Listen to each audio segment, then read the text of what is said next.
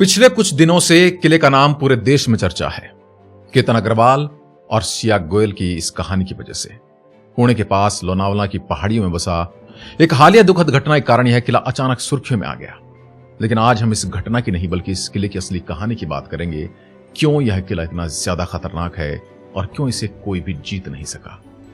क्या वो वजह रही जिनकी वजह से इसे जीतना असंभव रहा? क्योंकि यह जगह सिर्फ एक ट्रैकिंग स्पॉट नहीं है, ये वो किला है जिसे छत्रपति शिवाजी महाराज ने अपने सबसे कीमती खजाने की हिफाजत के लिए चुना।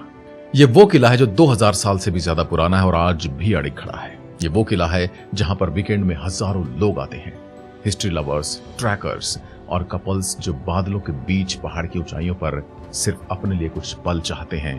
उनकी यह पहली पसंद क्यों है? तो आइए चलते हैं उस यात्रा पर जो आपको इतिहास में लेकर जाएगी और शायद अगली ट्रिप भी आपकी प्लान करवा दे। लोहागढ़ है कहां और क्यों है ये खास? क्योंकि इस नाम के हिंदुस्तान में 2 किले हैं। लोहागढ़ किला महाराष्ट्र के पुणे जिले में स्थित है। पुणे से लगभग 52 किलोमीटर दूर उत्तर पश्चिम में और लोनावला के बिल्कुल पास। यह सह्याद्री पर्वत श्रृंखला पर समुद्र तल से 1033 मीटर की ऊंचाई पर खड़ा है। मुंबई से यह करीब 100 किलोमीटर दूर है, यानी एक कंफर्टेबल डे ट्रिप। यह किला इंद्रायणी नदी और पावना झील के बेसिन को अलग करता है और दक्षिण में पावना रिजर्वेयर का अद्भुत नजारा पेश करता है। लेकिन इसकी असली पहचान इसकी लोकेशन नहीं है, इसकी अजेयता है। यह किला सदियों तक राजाओं, मुगलों, मराठों, अंग्रेजों के बीच छीना झपटी का केंद्र रहा है और हर बार यह अपनी जगह पर खड़ा रहा।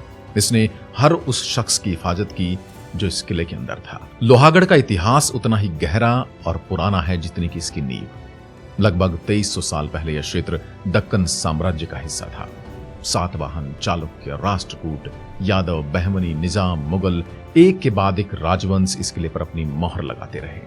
और 2019 में एक चौंकाने वाला खुलासा हुआ। पुणे के ट्रैकर्स के एक दल को किले की दक्षिणी दीवार की एक गुफा में जैन ब्राह्मी लिपि में प्राचीन शिलालेख मिला, जो पहली या दूसरी शताब्दी ईसा पूर्व का था, यानी ईसा से भी 200 साल पुराना। इससे पता चला कि गुफा कभी एक जैन शरणास्थल थी, यानी इस किले की जड़ें उस साल से भी पुरानी है जिस साल में हमारे कैलेंडर ने जन्म लिया था। लेकिन इसे असली पहचान मिली मराठा युग में। 1648 में छत्रपति शिवाजी महाराज ने लोहागढ़ को मुगलों से छीन लिया। 1665 में पुरंदर की संधि के तहत शिवाजी महाराज को 23 किले मुगलों को सौंपने पड़े और लोहागढ़ भी उनमें से एक था। लेकिन शिवाजी महाराज ने हार नहीं मानी। 1670 में उन्होंने लोहागढ़ वापस जीत लिया और उसके बाद जो हुआ वो इस किले की सबसे रोमांचक कहानी है। 1670 में सूरत को जीतने के बाद शिवाजी महाराज ने अपना विशाल खजाना, सोने, हीरे, जवाहरात लोहागढ़ किले में रखा। सोचिए, उस जमाने में सबसे शक्तिशाली मराठा योद्धा ने अपनी सबसे कीमती दौलत जिस किले के भरोसे पर छोड़ दी, वो कितना अभेद्य रहा होगा। पेशवा काल में नाना फडणवीस ने इस किले को अपना निवास बनाया और 1789 में यहाँ एक बड़ी टंकी और बावड़ी का निर्माण कराया। उनका खजाना भी यहीं पर रखा गया था। लोहागढ़ यानी कि लोहे का किला। यह नाम 2 मराठी शब्दों से आया है, लोह यानी लोहा और गढ़ यानी कि किला। किले के 3 विशाल लोहे के दरवाजे और इसका मजबूत संरचना इस नाम का सबसे बड़ा कारण मानी जाती है। लेकिन एक और वजह भी है, इस किले की अजेयता। सदियों में कितने ही हमले हुए पर यह किला टिका रहा बिल्कुल लोहे जैसा। लेकिन आखिर ऐसा क्या था इस किले में जो इसे जीतना लगभग नामुमकिन बना देता था? और ऐसा क्या है इसमें जिसमें यह पर्यटकों और खासकर कपल के लिए बहुत ही रोमांचक जगह बन जाती है? यह सबसे बड़ा सवाल है और उसका जवाब छिपा है इस किले की व्यवस्था में, रक्षा प्रणाली में। कल्पना कीजिए, आप एक सेनापति हैं, आपके पास हजारों सैनिक हैं, तोपें हैं, हथियार हैं और सामने खड़ा है लोहागढ़ किला जिसे आपको जीतना है। आप हमला करना चाहते हैं, लेकिन जैसे जैसे आगे बढ़ते हैं एक के बाद एक रुकावटें आती जाती हैं और हर रुकावट पर आपके सैनिक मरते जाते हैं। आप भारी हथियार, तोप यहां पर ले जा नहीं सकते, दरवाजे तोड़ने के लिए हाथी ऊपर जा नहीं सकते और आपकी रसद पहुंचाने के लिए यहां घोड़े भी काम नहीं करते, इसलिए आपको पैदल ही जाना होता है। पहली रुकावट बनता है खुद यह पहाड़, लोहागढ़ का सबसे मजबूत रक्षक। यह 1033 मीटर ऊंचाई सह्याद्री पर्वत की चोटी पर था। 3 तरफ से खड़ी चट्टानें, इतनी सीधी कि चढ़ना लगभग असंभव। केवल 2 संकरे रास्ते थे जहां से किले तक पहुंचा जा सकता था और उन रास्तों का सबको पता था, जो ऊपर बैठे हैं उन्हें भी। यानी दुश्मन की पूरी सेना को एक संकरे रास्ते से एक एक करके आगे चढ़ना पड़ता है और ऊपर से मराठा सैनिक पत्थर और तीर बरसाते, तो फिर आपकी बचने की गुंजाइश ही नहीं बचती। पहाड़ किले का सबसे बड़ा संरक्षक, ढाल और सबसे भारी सैनिक था। दूसरी रुकावट, किले की सबसे घातक फीचर थी विंचू काड़ा। यह 1500 मीटर लंबी यानी लगभग 1.5 किलोमीटर लंबी और 30 मीटर चौड़ी किलेबंद पट्टी थी जो किले के मुख्य ढांचे से बाहर निकली हुई थी। ऊपर से देखने पर बिल्कुल बिच्छू की पूंछ जैसी, इसलिए इसका नाम भी विंचुकाड़ा रखा। इसने रक्षकों को आसपास की पूरी घाटी पर नजर रखने में मदद की। दुश्मन जब भी आता किले के रक्षकों को पहले से पता चल जाता, यानी कि अचानक हमला या सरप्राइज अटैक के लिए कोई मौका नहीं। तीसरी रुकावट 4 बड़े पहरेदार दरवाजे। अगर कोई दुश्मन पहाड़ पर चढ़ भी जाए तो उसका सामना होता था 4 विशाल दरवाजों से। गणेश दरवाजा, नारायण दरवाजा, हनुमान दरवाजा और महादरवाजा। सबसे पहले तो दरवाजा तोड़ना ही बहुत मुश्किल है और ऊपर से बरसते हुए तीरों के बीच में आप वहां ज्यादा देर टिक नहीं सकते, क्योंकि ना आप हाथी ले जा सकते हैं और न कि भारी सामान, न तोप। हर दरवाजा एक अलग दरवाजा था। हर दरवाजे से दूसरे दरवाजे तक पहुंचने के रास्ते बिल्कुल संकरे थे। महादरवाजे पर बेहतरीन नक्काशी और तीसरे दरवाजे के पास एक छोटी गुफा थी जिसका उपयोग खाद्य सामग्री के भंडारण के लिए किया जाता था। यानी लंबी घेराबंदी भी अगर कोई दुश्मन करके बैठ जाए, हालांकि इसमें लंबी घेराबंदी भी मुश्किल थी क्योंकि यहां पर ज्यादा गर्मी में आप टिक नहीं सकते, बरसात के मौसम में तो कोई सवाल ही नहीं उठता और ज्यादा लंबी सर्दियां भी यहां पर आप नहीं बिता सकते क्योंकि रसद आपको भी बाहर से ही मंगानी पड़ती है। हर दरवाजे के बाद एक रास्ता जानबूझकर संकरा और घुमावदार बनाया गया। इसका मतलब दुश्मन की बड़ी सेना एक साथ अंदर नहीं घुस सकती थी। एक बार में केवल कुछ ही सैनिक प्रवेश कर सकते थे और किले के रक्षक उन्हें आसानी से रोक सकते थे। और अगर आप दरवाजा तोड़ने के लिए कोई भारी लकड़ी का गट्ठा या कुछ ऐसी चीज लेके गए हैं तो घुमावदार रास्ते में फंस सकती थी। यही वह प्रिंसिपल है जो आज भी मॉडर्न वारफेयर में इस्तेमाल होता है, चोक पॉइंट। दुश्मन की संख्या की ताकत को बेकार कर दो, उन्हें एक संकरे रास्ते पर ले आओ, जैसा हल्दी घाटी में महाराणा प्रताप ने किया था और ऐसा ही हरमुज जलडमरू में हुआ है। किले की दीवारें और बुर्ज इतने ऊंचे थे कि रक्षक हमेशा ऊपर से नीचे लड़ाई करते थे। फिजिक्स का सरल सा नियम है, ऊपर से नीचे की ओर मारना नीचे से ऊपर की ओर मारने के एवज में हमेशा आसान होता है। दुश्मन के तीर और गोले किले की दीवारों तक ठीक से पहुंच नहीं पाते थे, जबकि किले के सैनिक पत्थर और तीर सीधे दुश्मन के सीने पर गिरते थे।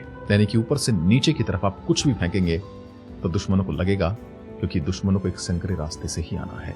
आपको बहुत ज्यादा संधान भी नहीं करना है। एक किला तभी तक टिक सकता है जब उसके अंदर भोजन और पानी हो। नाना फडणवीस ने 1789 में किले में एक बावड़ी और कई पानी की टंकियां बनवाई। किले के अंदर बड़े बड़े जलाशय और बारिश का पानी संग्रहित करते थे। अगर किसी ने घेराबंदी कर दी 4-6 महीने के लिए तो फिर आपको पानी चाहिए, रसद चाहिए। यहाँ पर अनाज का भंडारण था और पानी के पूरे स्रोत थे, तो इसलिए लोहागढ़ को घेर कर भी जीतना नामुमकिन था। सातवीं और सबसे बड़ी रुकावट थी सह्याद्री का मौसम। यह वो हथियार था जो किसी ने नहीं बनाया बल्कि प्रकृति ने खुद बनाया था। मानसून में सह्याद्री की पहाड़ियां बादलों में डूब जाती हैं, रास्ते फिसलन भरे हो जाते हैं, घाटियां धुंध में छुप जाती हैं और किले की दीवारें बादलों में अदृश्य। यानी कि ऊंचाई इतनी ज्यादा है और उस जमाने में दुश्मन की सेना के लिए रसद को सूखा बचाए रखना बहुत मुश्किल था। दुश्मन की सेना के लिए इन परिस्थितियों में हमला करना लगभग आत्मघाती था। मराठा सैनिक इस मौसम में लड़ने के लिए अभ्यस्त थे, जबकि आने वाले इस मौसम के लिए बिल्कुल भी अभ्यस्त नहीं थे, इस मौसम के आदी नहीं थे। तो फिर किला कब और कैसे गया? 1803 में अंग्रेजों ने किले पर कब्जा किया था, लेकिन यह सीधी लड़ाई से बिल्कुल भी नहीं हुआ था। जिसके पीछे गहरी रणनीति थी, लंबी घेराबंदी थी, कूटनीति थी, राजनीतिक कमजोरी थी जिसका फायदा उठाया गया। पेशवा साम्राज्य उस वक्त आंतरिक कलह से कमजोर हो चुका था और घर का भेदी तो हमेशा लंका ढा ही देता है। ऐसा ही इस किले के साथ भी हुआ।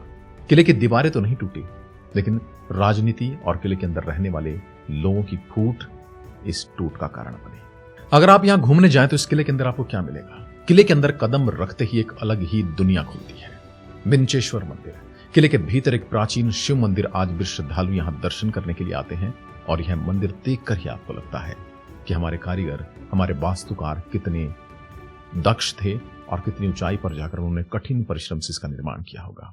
लोहगढ़ वाली की तरफ से गुफाएं हैं जिनमें 2019 में वो ऐतिहासिक जैन शिलालेख मिला था।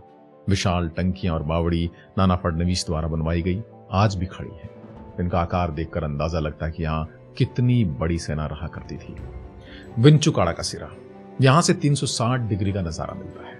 एक तरफ पावना झील, दूसरी तरफ सह्याद्री की हरी भरी घाटियां और मानसून में चारों तरफ बादलों का समुद्र। यही वो स्पॉट है जहां खड़े होकर आप समझते हैं शिवाजी महाराज ने इस किले को क्यों चुना था। कपल्स को क्यों पसंद आता है लोहागढ़? जब बात करते हैं उस वजह की जिसकी वजह से हर वीकेंड यहां हजारों कपल्स आते हैं। हालांकि कुछ दिनों पहले जो कपल आया था वो इस वजह से नहीं आया था। हाँ, दिखाया यही गया था, पर उनकी मंशा कुछ और थी। बादलों में एक ट्रैक। मानसून में यहाँ का ट्रैक किसी सपने जैसा होता है। बादल इतने नीचे होते कि आप उनके बीच से गुजरते हैं। यह फीलिंग किसी रिजॉर्ट में नहीं मिलती। यह एक अलग ही अनुभव है जिसे आप शब्दों में बयान नहीं कर सकते, कहकर किसी को सुना नहीं सकते, ये सिर्फ महसूस कर सकते हैं। कम भीड़ होती है क्योंकि इतनी ऊंची चढ़ाई पर चढ़ना सबके बस की बात नहीं होता। लोनावला जितना क्राउड नहीं है। किले के कई हिस्से विंचुकड़ा का सिरा ऐसे हैं जहां सिर्फ सामने फैली घाटी और वो खामोशी होती है जो शहरों में नहीं मिलती, और लोग इसी शांति की तलाश में यहां पर आते हैं। सनसेट का जादू है तीसरी वजह। पावना झील की तरफ सूर्यास्त, नारंगी रोशनी, पानी में उसका अक्स और किले की पुरानी दीवारों की छाया, यह नजारा किसी फिल्म के सीन को भी मात देता है, और इसे सिर्फ आप अपनी आंखों से ही महसूस कर सकते हैं, देख सकते हैं। यह नजारा ही आपकी पूरी की पूरी ट्रिप को सफल बना देता है। मानसून में किले की दीवारें काई से ढकी होती हैं, हरे रंग में बदल जाती हैं, बादल किले को घेर लेते हैं, हर एंगल पर एक अलग तस्वीर मिलती है। इसलिए फोटोग्राफी और सेल्फी लवर्स के लिए बहुत बड़ा आकर्षक बन जाता है। पांचवी वजह है वो ऐतिहासिक एहसास। उस जमीन पर खड़े होना जहां शिवाजी महाराज के सैनिक खड़े थे, जहां वो स्वयं खड़े थे, जहां सूरत का खजाना रखा था, यह एहसास किसी अम्यूजमेंट पार्क में नहीं मिलता। यह एहसास आपको अंदर से फील देता है उस अपनेपन की, आपको सीधे इतिहास में ले जाता है और आपको गूज़बम्स आ जाते हैं जब आप कल्पना करते हैं कि कभी शिवाजी महाराज यहां पर रहा करते थे। यहां घूमने के लिए सबसे बेस्ट समय है अक्टूबर से फरवरी। मौसम सुहावना, रास्ता साफ और नजारे बेहतरीन होते हैं। जुलाई से अगस्त मानसून का जादू। बादलों के बीच ट्रैक करना हो तो यही सबसे बढ़िया वक्त है, लेकिन रास्ता फिसलन भरा होता है, सावधानी जरूरी है, और साथ ही जो आपके साथ जा रहा है उससे आपकी कोई दुश्मनी नहीं होनी चाहिए। मई जून में अवॉइड करें, गर्मियां बहुत ज्यादा होती हैं और ट्रैक बहुत ज्यादा कठिन और सूखा होता है। सबसे नजदीकी रेलवे स्टेशन मलवली है, मुंबई पुणे रेलवे लाइन पर। मलवली से किले की दूरी लगभग 7 से 9 किलोमीटर है। एक टार रोड भी है जिससे टेम्पो या कैब से ऊपर जाया जा सकता है। मुंबई पुणे एक्सप्रेस वे से भी किला एक्सेसिबल है, लोनावला एग्जिट लेकर मलावली विलेज की तरफ। यहां आगे का रास्ता आपको 2 से 3 घंटे पैदल ही तय करना होता है। रास्ते में खेत, झरने और छोटे छोटे गांव मिलते हैं जिनमें बढ़िया स्नैक्स आप आनंद ले सकते हैं। मैं तो ये भी कहूंगा कि स्नैक्स और खाने पीने की चीजें अपने साथ लेकर जाएं, क्योंकि कई बार चीजें नहीं मिलती हैं। मानसून में रेनकोट जरूर रखें, और ड्रोन से अगर फुटेज लेना चाहते तो उसके नियम और अथॉरिटी से जरूर चेक कर लें। आसपास भी देखने के लिए बहुत कुछ है। विसापुर का किला है जो लोहागढ़ से बिल्कुल एक छोटी सी रेंज से जुड़ा हुआ है। ऊंचाई में थोड़ा ज्यादा है, ट्रैक थोड़ा ज्यादा चैलेंजिंग है, लेकिन दोनों किले एक ही दिन में घूमे जा सकते हैं। भाजा गुफाएं, मलवली से सिर्फ 2 किलोमीटर दूर दूसरी शताब्दी ईसा पूर्व की बौद्ध गुफाएं। रॉक कट स्तूप्स आपको देखने को मिलते हैं और बेहतरीन नक्काशी के नजारे यहाँ हैं। कारला गुफाएं लोनावला के पास खूबसूरती से संरक्षित चीतियाज और विहार आप देख सकते हैं। पावना लेक, किले के नीचे फैला पावना बांध कैंपिंग के लिए आइडियल है। रात को तारों के नीचे झील के किनारे यह अनुभव अलग ही दुनिया में ले जाता है। लोनावला, खंडाला, चाट, चॉकलेट और हिल स्टेशन का मजा ट्रिप को परफेक्ट एंडिंग देता है। आपकी एक ऐतिहासिक मेमोरी क्रिएट होती है। यदि वीडियो आपको पसंद आई हो तो लाइक कीजिएगा, और ऐसी वीडियोस के लिए हमारे चैनल शब्दबाण को सब्सक्राइब करें, हमें सपोर्ट करें। सपोर्ट करने के लिए आप चैनल की मेंबरशिप ले सकते हैं और दिए गए स्कैन कोड पर आप हमें सपोर्ट कर सकते हैं। जय हिंद, जय भारत।